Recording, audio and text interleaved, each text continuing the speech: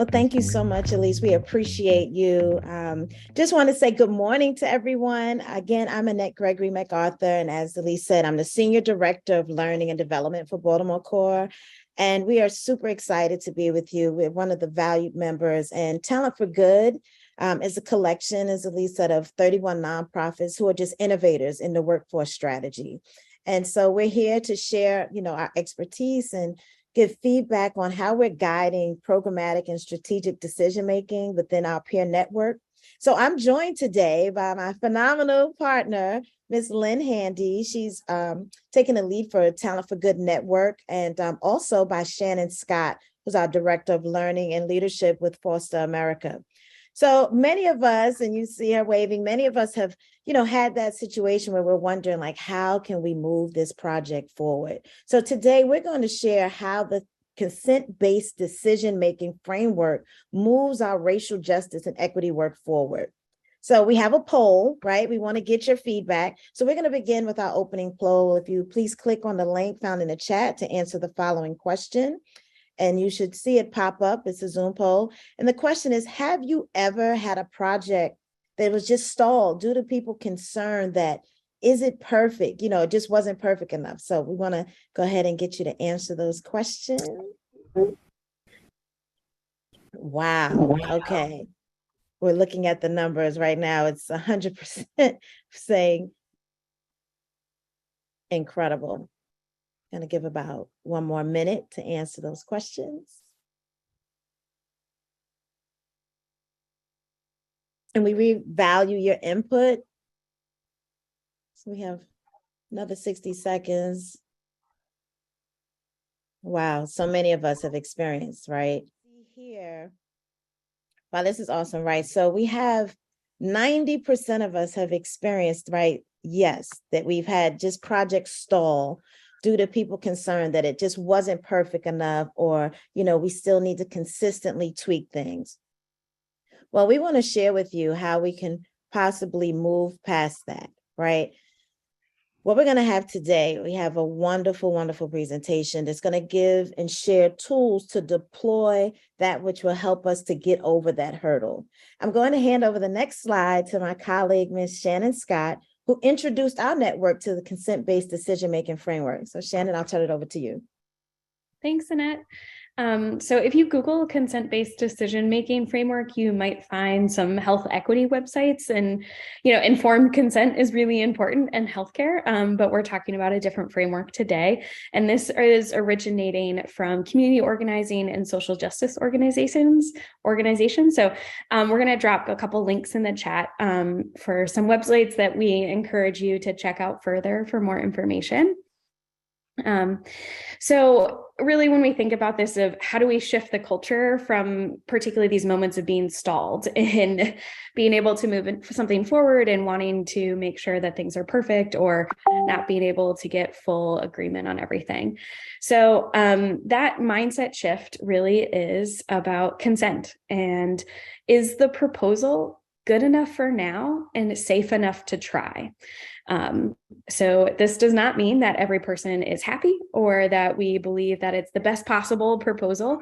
Instead, it gives everyone grace and really identifies that progress on an initiative is the goal, not necessarily perfection. So ultimately, the question that a team who's making a decision is going to reflect on is it good enough for now? And is it safe enough to try? So this sort of looks like a meeting framework that really comes down to following some of the key principles and structures. So if we can go to the next slide. Thank you. So in the meeting structure, there is really the focus is on having room for all voices, and that the majority is different than consent. So there's 2 rounds in this structure. Their first is a reaction round, and then the second is a consent round. So you go around in a random but predefined order, intentionally making space for each participant. So no one dominates the conversation with this sort of set structure. So if there's 10 people in the meeting, you make a list of those 10 names in any random order, you go through. So everyone has the ability to comment. And the reaction round is that if there's any thoughts on the proposal or clarifying questions, and if there's anything still unsettled in those topics, you can go through the reaction round as many times as needed. And each person in the room is called on. If there's no questions or any comments, then you just pass. And passing is just as valuable as any actual comments or questions. So the objection round is around to clarify any clear objections to the safety or if it's good enough for now or safe enough to try, to the existing document or proposal or idea or next step. So how did we use this at Talent for Good? That I would love to introduce Lynn Handy, who's our director at Talent for Good, and she'll walk us through an example of how we use this process. All right. Thank you so much, Shannon. I appreciate you bringing this to our network's attention because it really helped us move amazing work. So if we can slide to the next slide. So our network challenge, we were really faced with making real results in the work towards equity and racial justice. Our theory of change was very clear. We wanted to avoid performative measurements and apply real efforts to achieve racial justice and equity across the workforce, especially within civic government. So this was a tough challenge and our organizations were ready to do it, but they kind of got stuck. So we knew what we wanted to achieve, but how did we do it? So beginning in spring 2022, we began saying, okay, we have this theory of change. We're going to work. We provided these one-off trainings, but there was no clear cohesive strategy across our entire network on how to achieve it. So in summer 2022, we brought all of our leaders together. So we had the CEOs and EDs in the space, in the room, and they said, look, we need to develop a statement that will lay out the foundation of our work and allow us to strategically move everything forward. So we were given the task, make a task force, develop a statement, let's move it forward. In fall 2022, the task force was formed, we finalized language, and then we presented it in Oakland to our leaders. And the biggest thing is we hit a major roadblock. We hit the perfectionism. So we had people in the meeting during the breakout session saying things like, well, we're talking about racial justice. This is a sensitive topic. We want to make sure that all the language is absolutely correct. Or do we really want to just focus on workforce? Should we be talking about big picture? And we realized that it was going to be very difficult to get all of our organizations aligned on such a tough and intense topic, but we did not want to slow down progress. So this is when Shannon came in.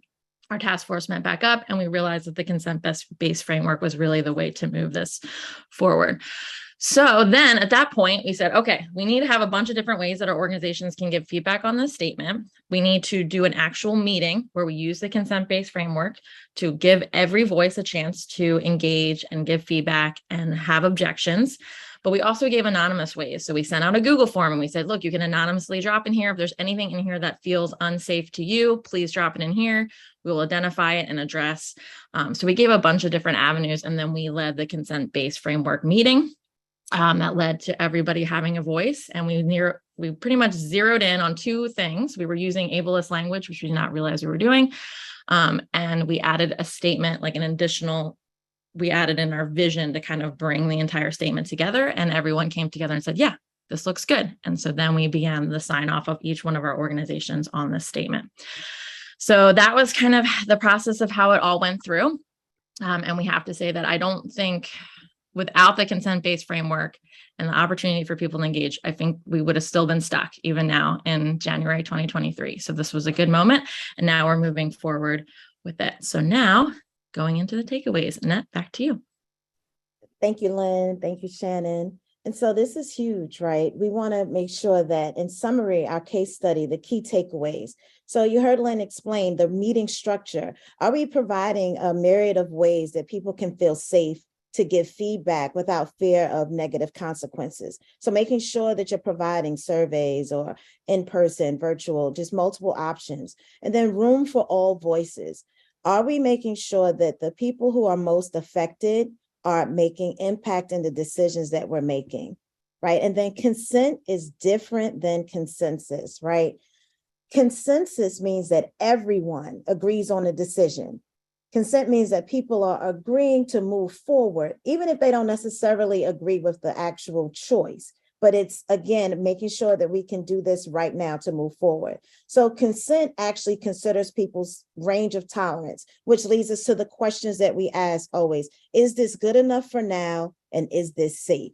And so that is where we want to get to. And at the same time that we've been giving that space, we don't want to forgo the progress. Progress must move forward. And this framework has guided the network's efforts on such a very difficult space. So we're winning as a collective because we've been moving the needle forward. And that's the key, that each one of us be the change maker, move the needle forward. So now we're going to open up the space to any thoughts and ideas, right? This 20-minute circuit is amazing so that we can touch on key points that will allow us to move this work forward. So Lynn, I'll turn it back to you, and we're opening now for any thoughts, questions, and ideas. So I'm going to jump in the chat right now because like Nicole asked the question, what happens if we work with consent and we have one or two people coming up regularly with objections? So I think, Shannon, I don't know if you want to speak a little bit to how to manage those kind of objection hurdles. Yeah, so I think if there's objections, so I'll put in the chat too some clarifying questions around what do we mean by good enough for now and what qualifies as safe enough to try. If there's real safety objections, and being able to take that feedback and iterate on it in order to get to a point of where it does feel comfortable enough and safe enough. So talking to that person, understanding where they're coming from, and being able to incorporate their feedback and show how their feedback is incorporated. But also that just sounds like there's some general power dynamic questions and sort of no matter what framework is used, that there might be some culture stuff around that. So that just seems like also an opportunity to have more conversations about what does it look like to be able to make decisions together and to be able to use that as an opportunity for that person also to anybody who's sort of regularly objecting, for them to have an opportunity to say what would make them feel like they have psychological safety, as previously talked about in the 20-minute lightning talk beforehand, that would make them feel safe in these kind of decision-making processes. Just looking at this last question, can you share a short example of a project your network does to help ground us in the sensitivity of this? Well, we can go back to the statement itself. I mean, we are very open about the realities of our culture. We believe openly that white supremacy is in all of our systems. And so it's really these statements are strong. And when they're presented in front of people, it can often be like triggers and it can be uncomfortable. And so we really put that in front of people to understand that this is where we're coming from as a network. So when you're thinking about those sensitivities, is very huge. And safe enough for now, exactly. So this is a living, breathing document with the idea that can always come back and be updated and changed and made strong, not I wouldn't say stronger, but adjusted based on the strategies that you're moving forward. So it's always considered a living document and people feel comfortable in that space. There was one other question too that said they weren't quite sure the clarity of consensus and consent. And so consensus, again, is everyone agrees, right? We're all on the same page. Consent means that this is something that I see value in moving forward, but also with that, you have to make sure that the people who are most affected are also in the room. Their voices have to be heard, because that's part of the supremacist system that we've been in. The people who are making the decisions are often making those decisions that affect someone whose voice has not been heard and who will also be most impacted. So we want to make sure in consent that, again, when we said room for all voices, that the voices of those who are most impacted are, one, in the room and they have been heard. And then when you get them to agree that this is good enough for now, and that I feel safe in this space to move forward. So hopefully that gave a little more insight on that we're not waiting with consensus for everyone to agree. And even if everyone have we had all the voices necessary to make that decision to move forward. So I hope that gave a little more clarity. I do think to that question of sort of where does this fit in the kinds of work that we do? So Foster America, we work in child welfare. There's definitely some very high stakes sensitive situations, and particularly around really difficult conversations about race where we use this. There's also conversations about HR policies and how many sick days are we gonna have? Okay, let's figure that, let's talk about that. So this is a way that to be able to engage in conversation, to think about, is something good enough for now and safe enough to try, as sort of a way to get unstuck and disrupt that like need for perfectionism that many of us have.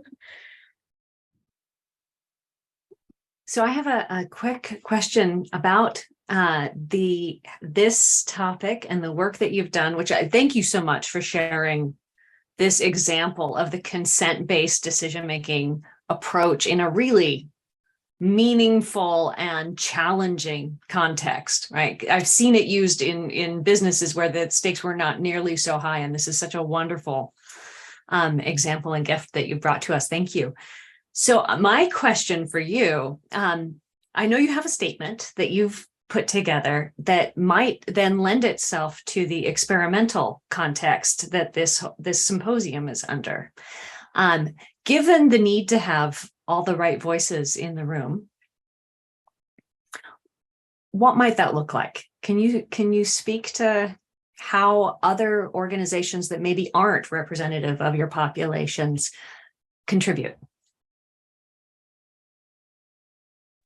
I think, what we're thinking on the challenge side is that we are talent first. So every one of our organizations looks at talent and employees first. So kind of what can we do? And it's also a huge crisis across every sector. We have this human capital crisis. We're looking at the fact that you can't find teams. Often when you go from startup to growth, how do you find the right people to fill these roles? And so really kind of, the challenge is like, what can we do as an organization, as a network, to like build a deeper ecosystem of talent and support internally talent, externally talent, and really just kind of growing that in a holistic way. I think we really have to completely rethink workforce and what that looks like.